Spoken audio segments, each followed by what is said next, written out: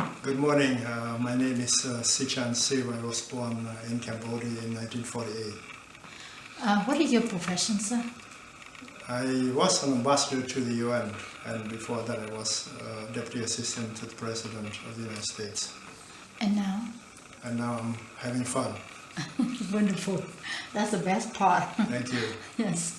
So can you describe your childhood and tell me about your family? Well, I was born in Cambodia just a few years after World War II, and my father was a police chief, so we had a good life until he passed away in 1957. So my mother worked very hard to bring us up.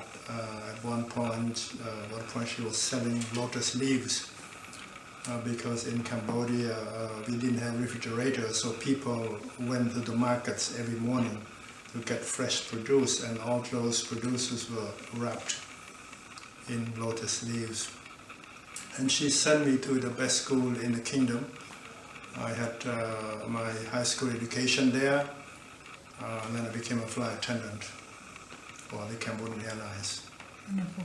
What are some of your fondest memories? When I was a child, Yes. well, until my father passed away, I had a very happy childhood. We were playing games, we were flying kites, we were building our own toys. And after that, it was quite a struggle for us. So it was like a paradise lost after my father died in 1957 when I was 9 years old. So how did the Vietnam War affect you and spill over into Cambodia? Well, the Viet Congs and the North Vietnamese were using the eastern part of Cambodia as their sanctuaries since the mid-60s. So in 1970 they broke out of those sanctuaries, they began to attack the Cambodian countryside, and within a few months they came close to Phnom Penh and they began to shell the city with artillery shells. In March 1970, student demonstration in Phnom Penh which damaged Viet Cong and North Vietnamese embassy. Can you elaborate about it? I was at the time working for Royal Air Cambodia, which is the Cambodian national airlines, and I was flying around Asia. And at that time, the students began to attack the Viet Congs and the North Vietnamese embassies in Phnom Penh because they were protesting against the occupation of Cambodia, the eastern part of Cambodia that I mentioned earlier, by the Viet Cong and North Vietnamese forces.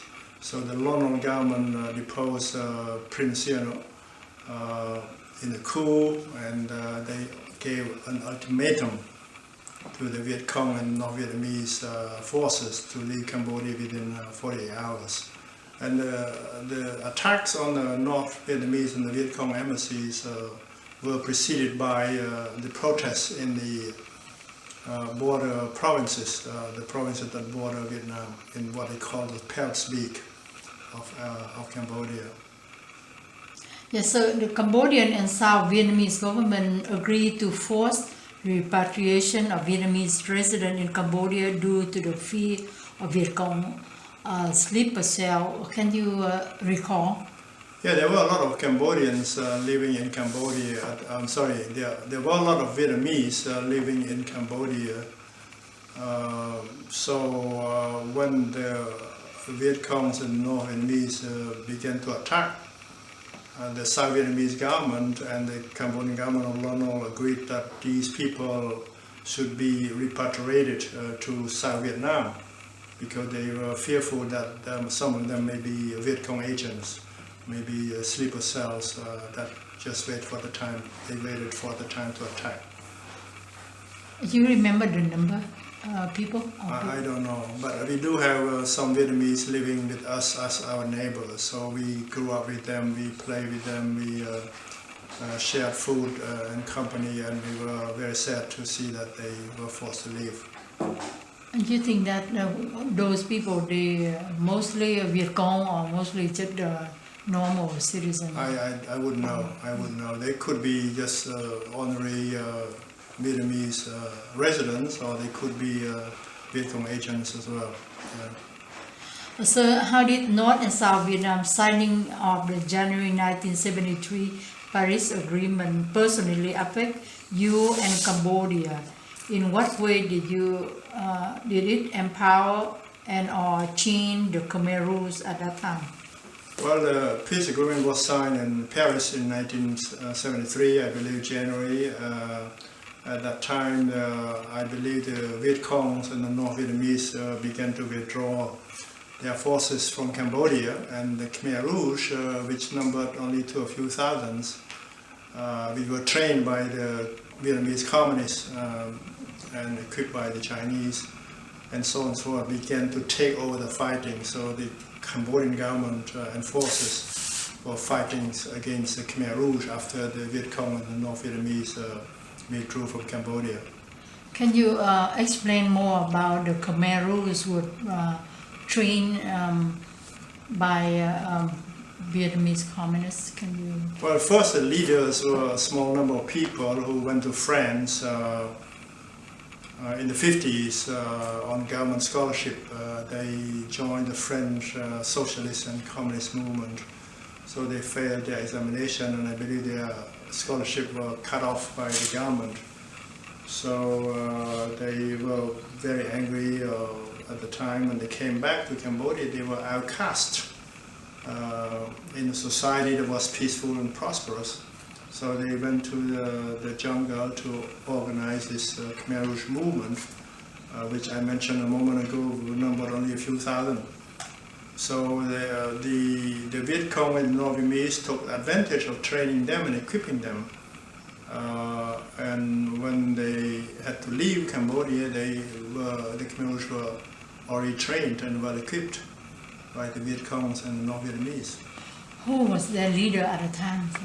Well, it was, everybody knows it was this guy named Pol Pot. Oh. Yeah, so Pol Pot was the leader, and there were a few other, maybe 10 people. Some of them are now on trial by the International Tribunal in Cambodia. So during the war, the North Vietnamese fighting with South Vietnamese and American? Yeah, they were helping the North Vietnamese and the Viet Cong fighting the South Vietnamese and the Americans. And at the same time, they were fighting against us. So on May 11, 1975, fearing that your presence would endangering for your family, you separated from them and began 500-mile journey to escape to Thailand. You were captured near the Thai border at Sichan Siv.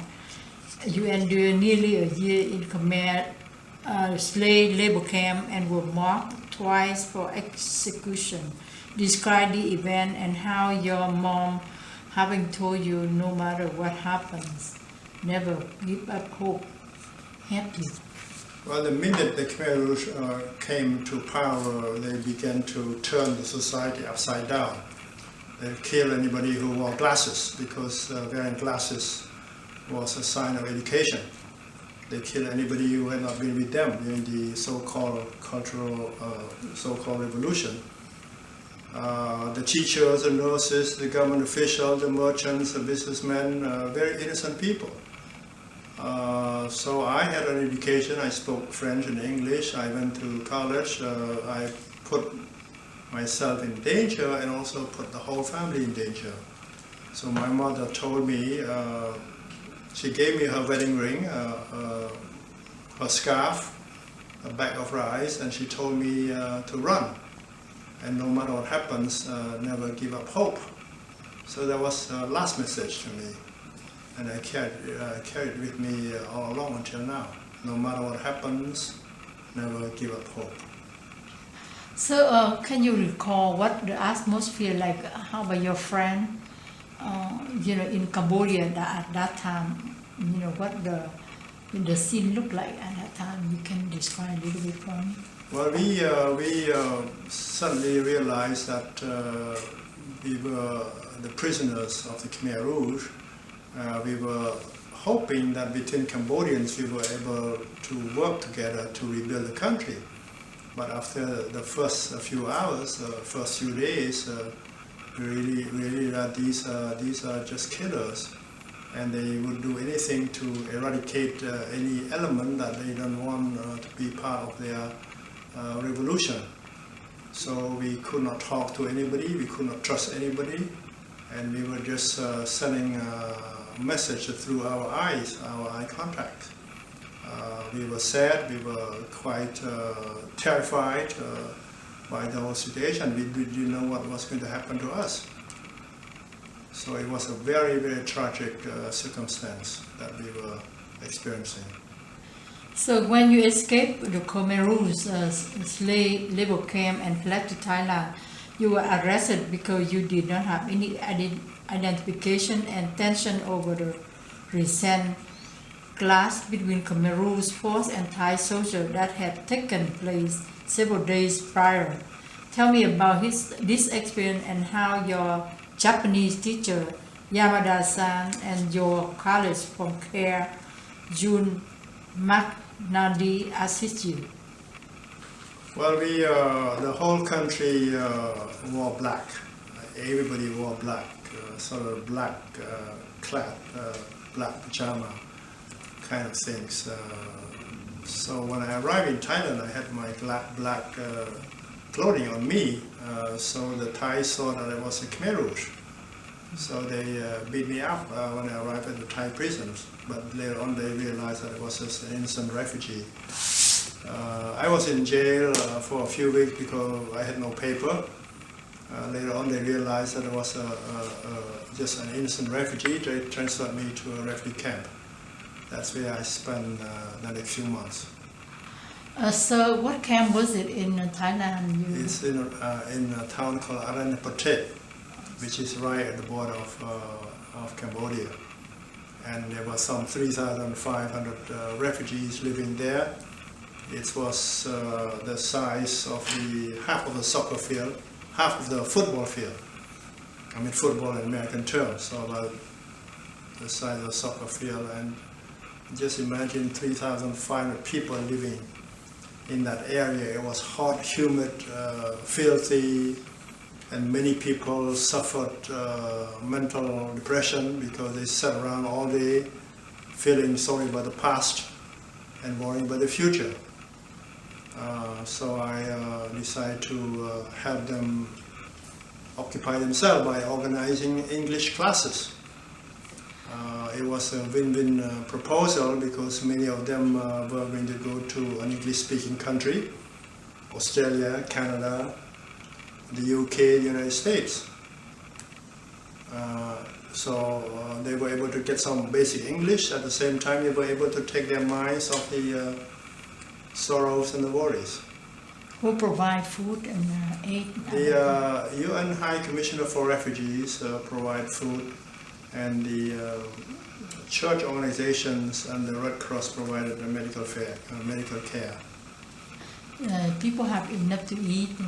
Yeah, we have enough to eat in the refugee camp. Yeah. So I gonna call out a few names over here. Why you were in Thailand? Both you and June Nadi, your friend maybe, Lionel Rosenblatt, which one of the person will be in our film, head of Khmer Rouge section at U.S. Embassy in Bangkok for help. The Khmer Rouge section, the Khmer section. Yeah, a Khmer section. Yeah. Describe what it was like when he came to visit you while you were in Thailand refugee camp. June McNally was my supervisor in Cambodia, and she was transferred to Sri Lanka after Cambodia, but she was trying to help me out after she came to Bangkok. I think she went to the French embassy a few times a week, telling them that if there was another airplane coming out of Cambodia, I should be given a seat. But the message has never reached me in Phnom Penh. Lionel Rosenblatt, as you mentioned, he was the head of the refugee section at the U.S. Embassy in Thailand. So he came to the camp. One day he was looking for me, and he came to see me, and he said that we were expecting you.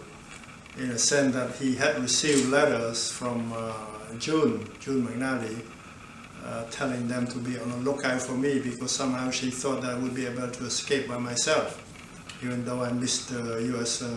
Helicopter evacuation by just 30 minutes. So that's how we met at the refugee camp. He was the first embassy official that I met. What was your feeling at that time, sir?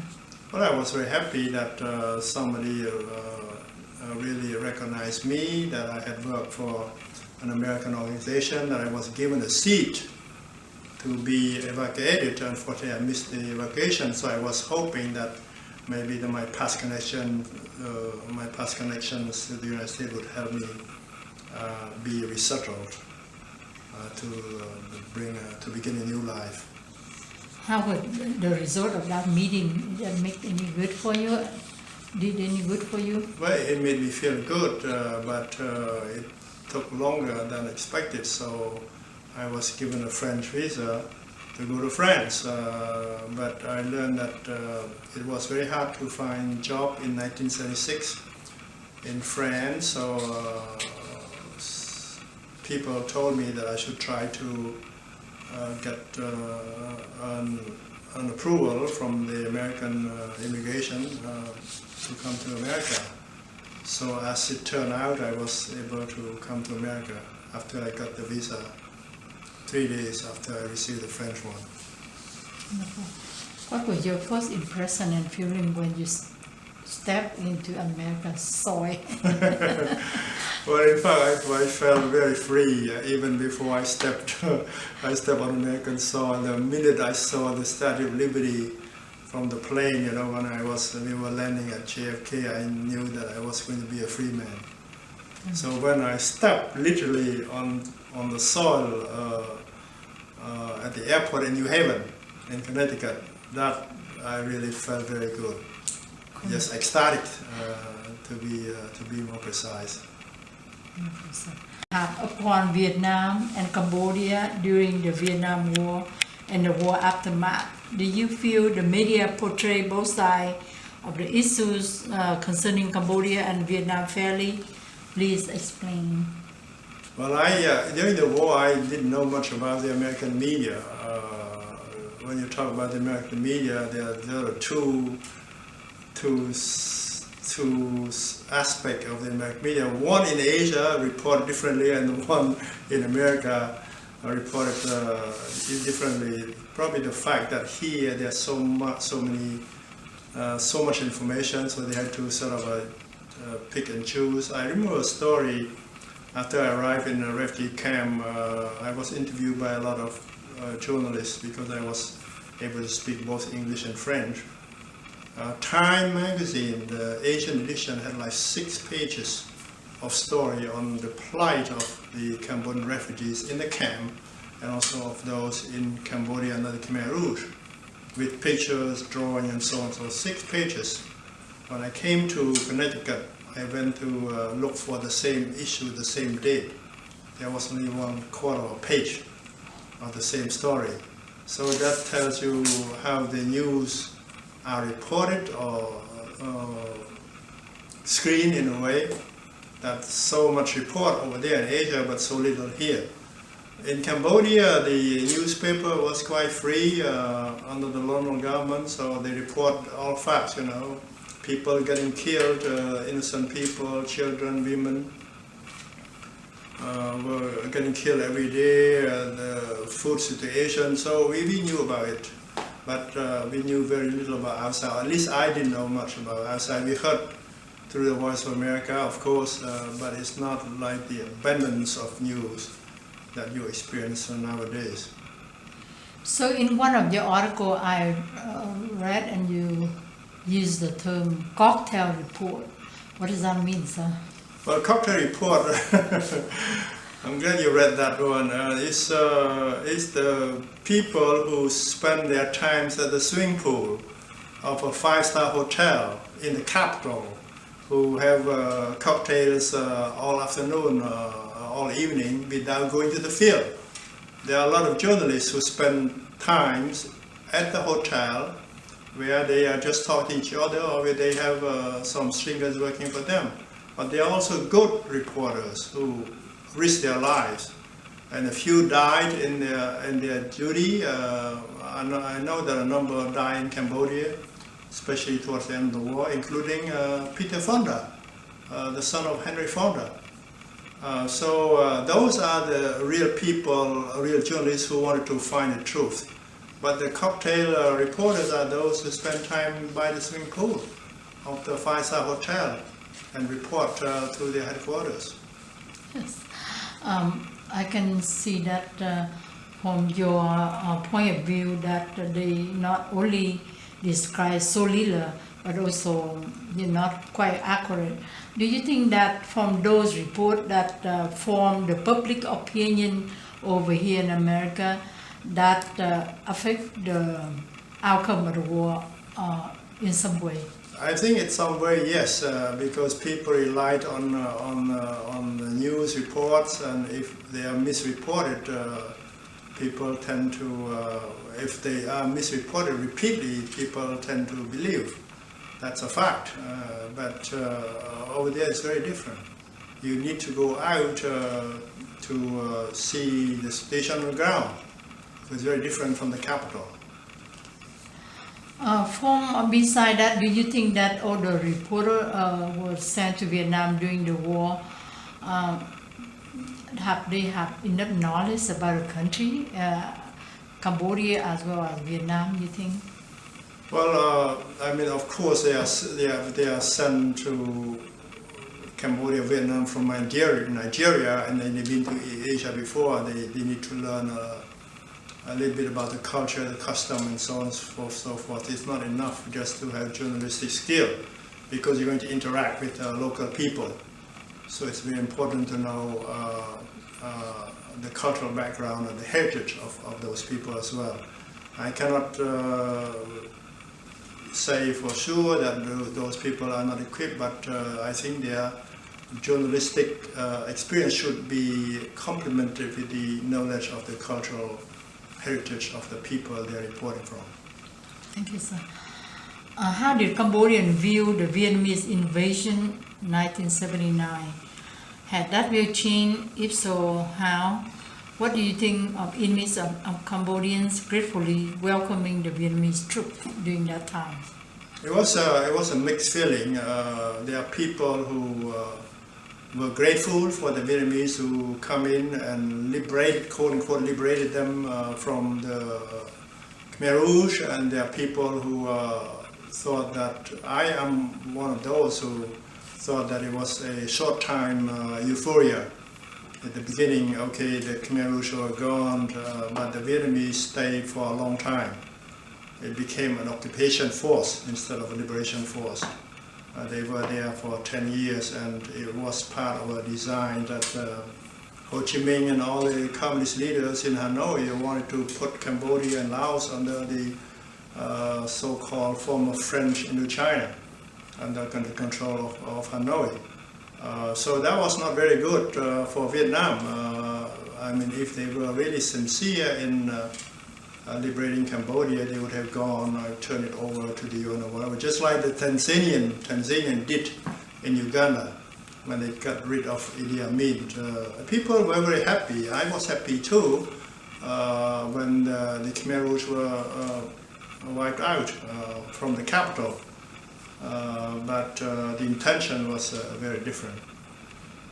So it was a mixed feeling at the beginning. And as we saw, the United Nations and the international community put a lot of pressure, and everything seemed to come together when the Soviet Union pulled out of Afghanistan, when they stopped supporting the Vietnamese in Cambodia. So Vietnam had no choice but to pull out of Cambodia. So in your book Golden Bones, you describe like this about the Vietnamese invasion. You said the crocodile and tiger. The Cambodian people were now caught between crocodile and the tiger. Can you explain? Yeah, there is a Cambodian expression, when you are here we call between a rock and a hard plate. between a rock and a hard plate. In Cambodia, there's an expression similar to that called the between the crocodile and the tiger. So the crocodile, they consider the Khmer Rouge as the tigers. It's just like you're in the bank of the river, you cannot go higher because the tiger is there, but you cannot go into the water because the crocodiles, the Vietnamese are there. That's the expression that you don't know what fate has brought you to be caught between the crocodile and the tiger. So can you explain to me, even Vietnamese, we neighbor countries we came from, and I don't understand because Vietnamese communists, Khmer Rouge and China, they're all communists, why they fought each other like that? Can you explain? I think you can tell that it's they belong to different schools of communism. The Chinese, they have their own version, and the Vietnamese, I believe they are closer to the Soviets. And the Khmer Rouge are closer to the Chinese, and the Vietnamese are closer to the Soviet. And it's very ironic to see two communist countries fighting each other. You remember the Vietnamese, there were a lot of border clashes between Cambodia and Vietnam before the Vietnamese decided to invade Cambodia on Christmas Day 1978. And then a year later, the Chinese invaded Vietnam. You see, the communist Vietnamese attacked the Cambodian communists, and the Chinese communists attacking the communist Vietnamese. It's all part of this communist ideology that you have to control your neighbor in order to defend yourself, or better yet, to annex it to be part of your hegemony. So the Chinese use the term that teach them a lesson. In your point of view, what kind of lesson is that? Well, for many years, the Chinese and the Vietnamese have been saying that their relationship was as close as teeth and lips. And at one point, the lips were bitten by the teeth. I think the Chinese got a black eye after they attacked the Vietnamese, because the Vietnamese fought very fiercely. Teach a lesson. I think they wanted to teach the Vietnamese not to just go out and invade other countries. That's what they meant. But the teeth have bitten the lips at one point. Let's see.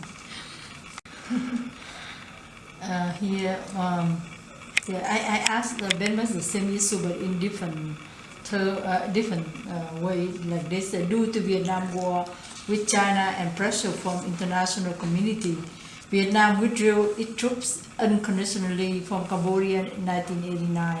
However, they set up a pro-Vietnamese puppet government and sent many Vietnamese to live in Cambodia in a quiet invasion. What are your thoughts on this issue? Well, it's a very sad situation that they are doing all kinds of this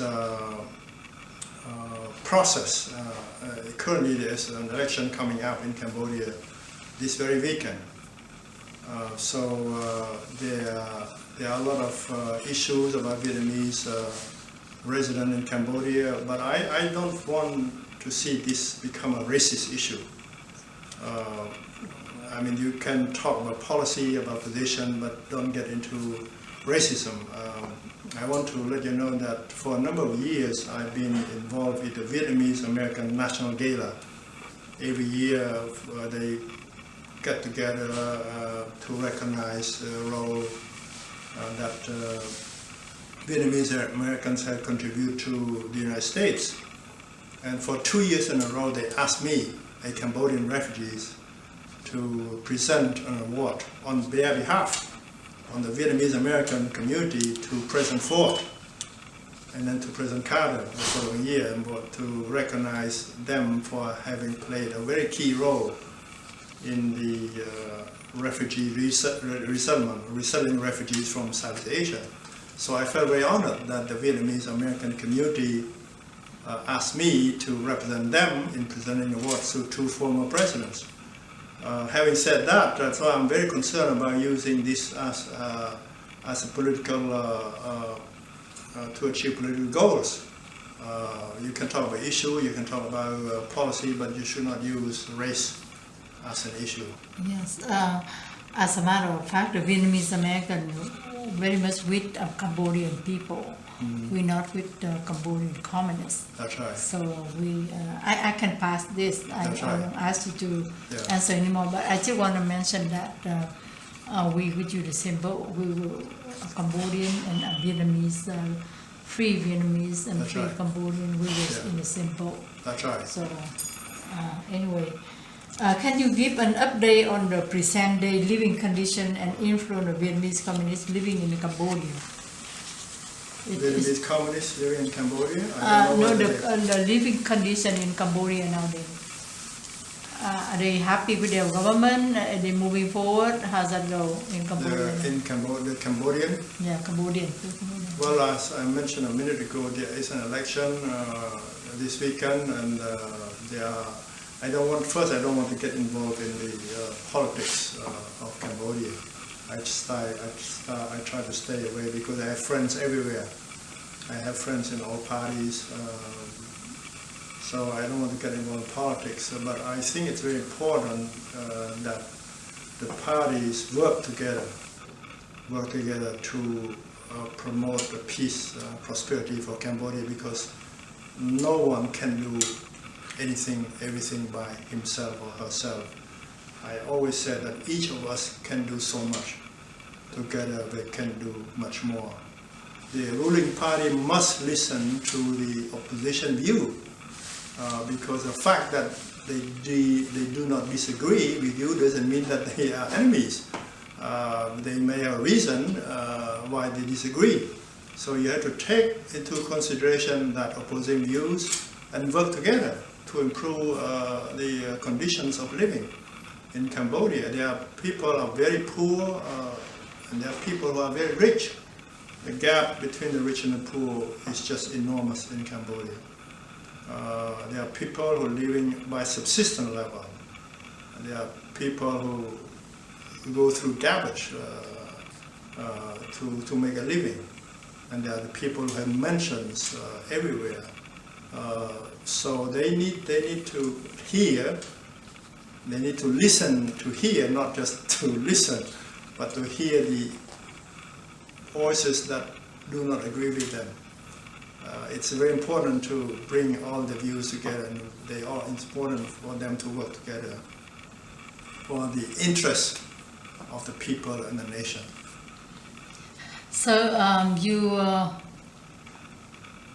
in your writing, you said that Khmer Rouge had changed your life irrevocably. Can you elaborate that? How they changed your life? Well, first I learned how to survive in the most difficult circumstances. And I've been telling everyone, especially younger people, that it's very important to be flexible. Be flexible and be able to adapt to difficult circumstances. And then continue, follow your passion. When you do well, don't forget to do good. That's one lesson I learned from the Khmer Rouge, is that I learned how to survive by myself in the most difficult circumstances, and thanks to my mother's wisdom of never give up hope, I learned to care and to share. I did that even before the Khmer Rouge. And I learned to never trust the communists and the dictators.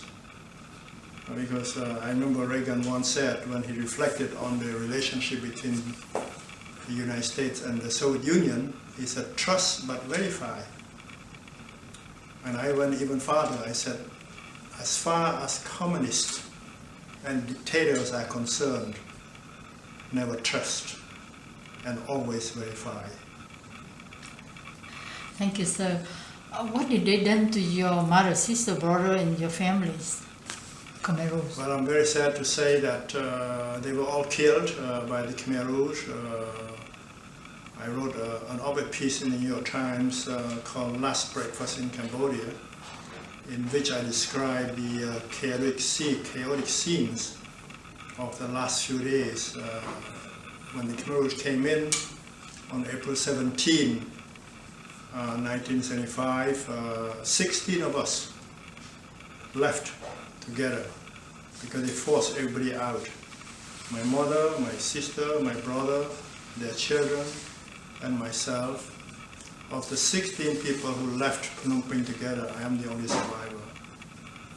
So there's a feeling of guilt, but everything happens for a reason. Maybe I was the chosen one to live on and to tell the story. Yes, you tell the story in very good ways. Thank you. On the way. It's a little back in time, but tell me about working on the Paris agreement to end the war in Cambodia in 1991.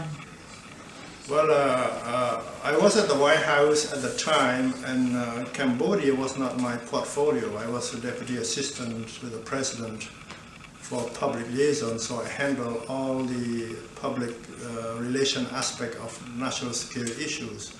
So Cambodia was one of very small points in the whole purview. But I was the only one who was born in Cambodia. I was the only one who spoke the language. I was the only one who knew everybody in the of all the parties. So I was asked to accompany Secretary of State James Baker to Paris for the conference. And we were there in the summer of 1989, and we continued to work. Of course, the State Department, the NSC took the lead, but I was consulted all along.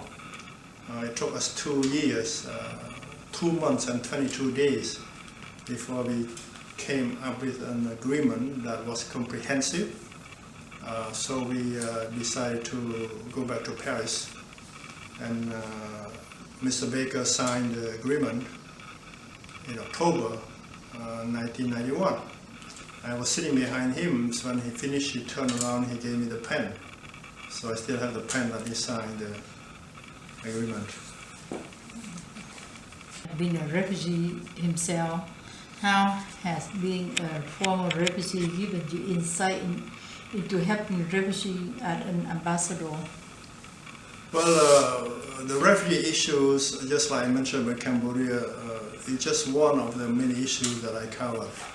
But I'm proud to be able to speak from experience because I was the only refugee at the time to become an ambassador in 2001. And I spoke about refugee issues, I spoke about human rights issues from my heart, from my experience. It's not just from a written speech. So it had a very strong impact on my colleagues and on the United Nations. And it helped us, the United States, to promote the issues that are important to us. I should mention that the United States is at the top in terms of as a benefactor to all the humanitarian assistance programs at the UN, from cradle to coffin, everything in between, women, refugees, human rights, food crisis, HIV/AIDS. We were there at the top, so we are very proud to be a compassionate society, to help without trying to be popular, because we are doing this not to be popular. We are doing this because we are Americans, because we are a compassionate society. Sir, on Christmas Eve 1983, you married to Martha Lee Patillo in Pampa, Texas. I think you have very famous, well-known remarks. Can you tell me about that? Remark? This year is going to be our 30th anniversary on Christmas Eve. So we are very happy to have a wonderful marriage, and I'm very thankful. I'm very blessed to be married to Martha. And after that wedding, at the first Presbyterian church of Pampa, I said to myself, here I am a Buddhist married to a Presbyterian. I came to America through a Catholic agency.